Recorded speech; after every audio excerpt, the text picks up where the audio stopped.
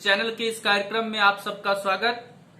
और हम अभी तक जो पुराने हमारे साथी जो सहयोग कर रहे हैं, जो लाइक और शेयर कर रहे हैं हमारे वीडियो में दी गई जानकारियों को, उसके लिए उनको आभार। बहुत बहुत आपका सहयोग मिल रहा है। और हम अपने नए साथियों से आग्रह करेंगे जो आज के इस कार्यक्रम को देख रहे हैं, अब तक हमारे इस चैनल को सब्सक्राइब नहीं किए हैं, सबसे पहले इस चैनल को सब्सक्राइब कर लें, ताकि हमारी जो एक से एक जानदार और शानदार कार्यक्रम से संबंधित जानकारी आपको मिलती रहेगी सबसे पहले हमारे वीडियो चैनल के द्वारा। तो हम आपको बतावें कि हमने जो अपना कार्यक्रम शुरू किया था आयुष आंदोलन मजबूतीकरण अभियान के सिलसिले में, उसमें आपको अपने पहले वीडियो में बताया था कि हमारी संस्था कुल 3 प्रकार की सदस्यता करती है, जिसमें सामान्य सदस्य, सक्रिय सदस्य और विशिष्ट सदस्य का प्रावधान था। उसी सदस्यता अभियान को आगाज रफ्तार देने के लिए, उसके कार्यक्रम को और विस्तार देने के लिए हमने जो अपना 500 रुपए देकर के वार्षिक सदस्य और आयुष स्वास्थ्य कार्यकर्ता भर्ती अभियान का एक प्रस्ताव रखा था, जिसमें आपको परिचय पत्र, कार्यक्रम, प्रशिक्षण पत्रादि और प्रशिक्षण प्रमाण पत्र भी आपको मिलना था। उसके विषय में आज हम विस्तार से जानकारी आपको देंगे। मित्रों, बहुत सारी बात आपको हम बताएंगे, उससे पहले आपको हम ये जानकारी दें कि मधुबनी जिले में जो हमारा 21 प्रखंड और एक नगर निगम क्षेत्र में 30 वार्ड हैं और 399 पंचायत हैं, यहाँ कुल 4000 से अधिक योग प्रशिक्षक के रूप में आज हम आयुष स्वास्थ्य कार्यकर्ता की भर्ती का एक प्रस्ताव लेकर के आपके बीच आए हैं। हमारी संस्था की वार्षिक सदस्यता के साथ साथ आयुष स्वास्थ्य कार्यकर्ता का जो प्रशिक्षण 500 रुपए में मिलना है, उसका आवेदन और प्रशिक्षण शुल्क मात्र 500 रुपए सहयोग राशि के रूप में आपको देना है, जिसका प्रमाण पत्र हमारी संस्थान के साथ ही आयुष मंत्रालय भारत सरकार के योग सर्टिफिकेशन बोर्ड नई दिल्ली से मिलेगा।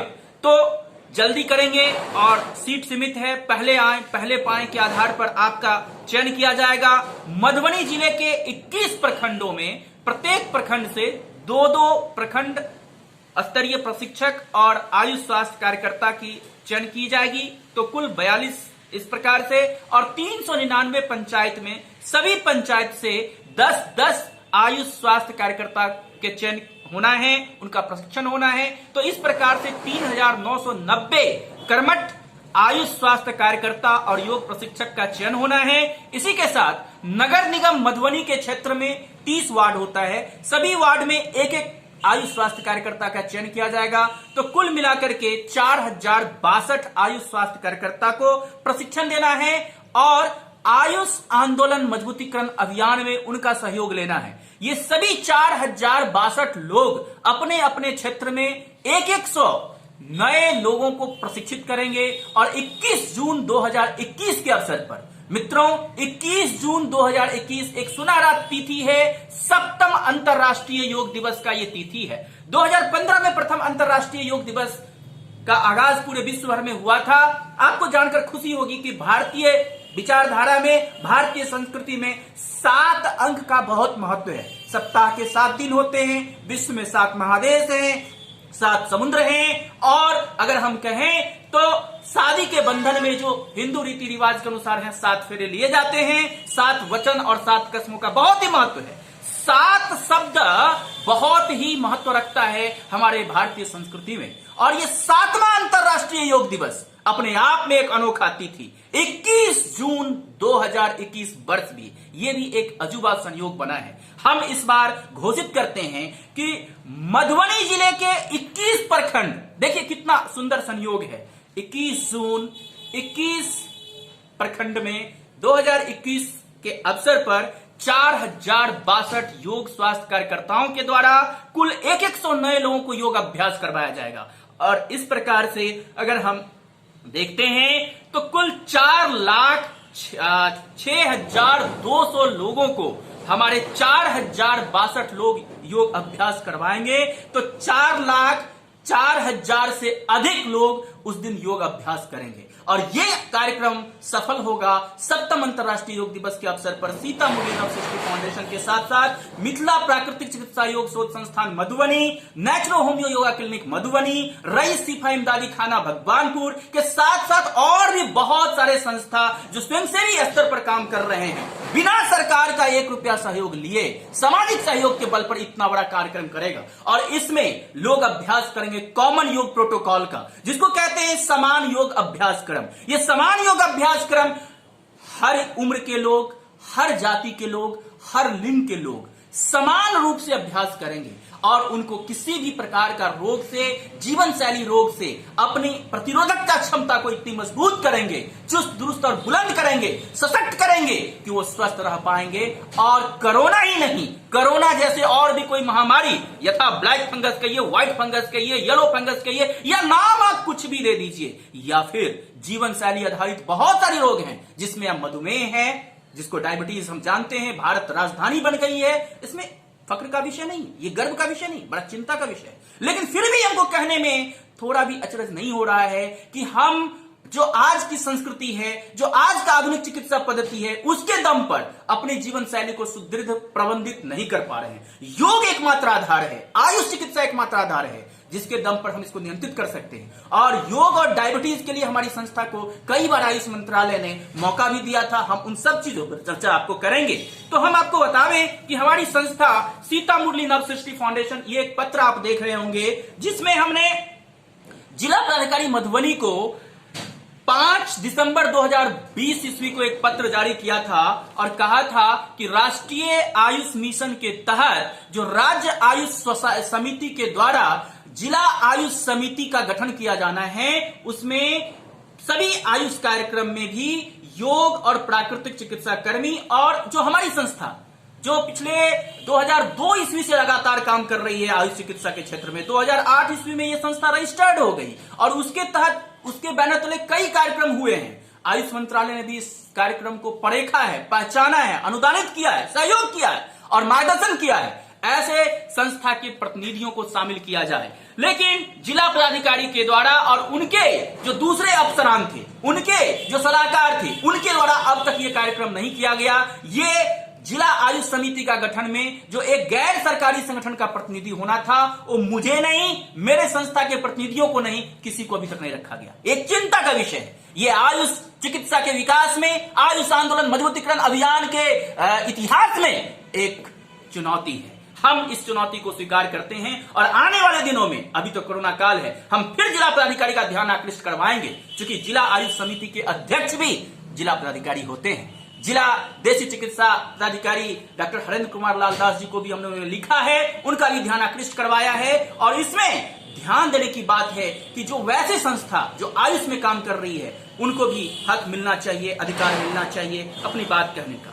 इसी प्रकार से आपको हम एक प्रमाण दें, Mithila research institute of naturopathy and yoga, जो आपके स्क्रीन पर दिख रहा होगा, मिथिला प्राकृतिक योग शोध संस्थान, ये सीता मुरली नव सृष्टि फाउंडेशन की इकाई है। इसने जिला देशी चिकित्सा पदाधिकारी को भारत सरकार की लोकप्रिय योजना आयुष ग्राम योजना, जो पंडौल और राजनगर प्रखंड में पिछले दिनों संपन्न किया गया है, लोहट में और पटवारा में, आपने देखा होगा अखबारबाजी बहुत हुई, कार्यक्रम भी हुआ, लेकिन कार्यक्रम का जो मुख्य लक्ष्य था, उन योग ग्राम में योग केंद्र की स्थापना, वो नहीं हो पाया। उससे संबंधित बजट भी आया था, फंड भी आया था, लेकिन उसका उपयोग नहीं हो पाया। अब कमी कहां है ये तो वही जाने, जिला पदाधिकारी जाने, जिला देशी चिकित्सा पदाधिकारी जाने और उनका गाइडलाइन जाने। लेकिन मैंने दिशा निर्देश में स्पष्ट देखा था कि योग प्रशिक्षक को 15,000 रुपया मासिक संविदा के आधार पर नियोजन किया जाना था और उसके आधार पर योग ग्राम की व्यवस्था को लगातार 2.5 लाख रुपया खर्च करके 1 साल तक चलाया जाना था और इसकी विस्तार होनी थी। लेकिन चूक हुई है,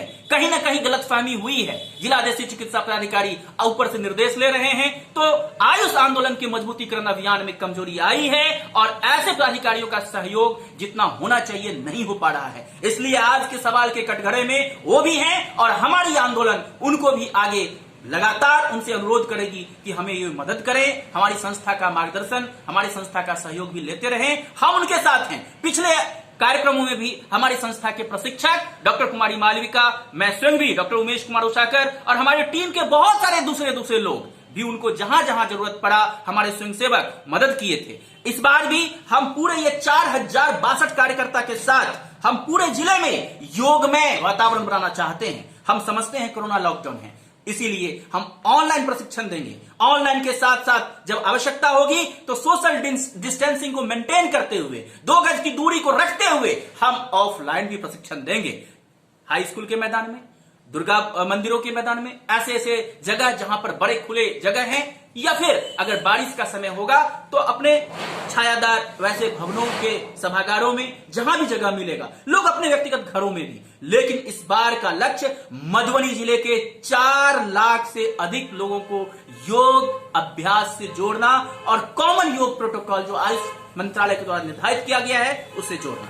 मित्रों, हम आपको कुछ जानकारी दें कि 2019 ईस्वी में जो 5वां अंतर्राष्ट्रीय योग दिवस है, हमारे हाथ में 5 उंगली है और प्राकृतिक चिकित्सा पंचतत्व पर काम करती है। 5 संख्या का भी बहुत महत्व है। तो 2019 जिस समय में कोरोना हमारे बीच नहीं आया था, 2020 और 21 में हम लोग कोरोना से जूझ रहे थे, उस समय हम लोगों ने बहुत अच्छा कार्यक्रम किया था और राजनगर में अंतर्राष्ट्रीय योग दिवस के समापन के अवसर पर डॉक्टर मालविका का एक बयान आया था अखबार में, जो आपके स्क्रीन पर दिख रहा होगा, योग लोगों के लिए वरदान हो सकता है साबित। तो इस अखबार के इस उद्धरण को हम पढ़ना चाहते हैं, जो आज भी उतना ही इंपॉर्टेंट है और आप सब लोगों के लिए भी एक संदेश देना चाहते हैं।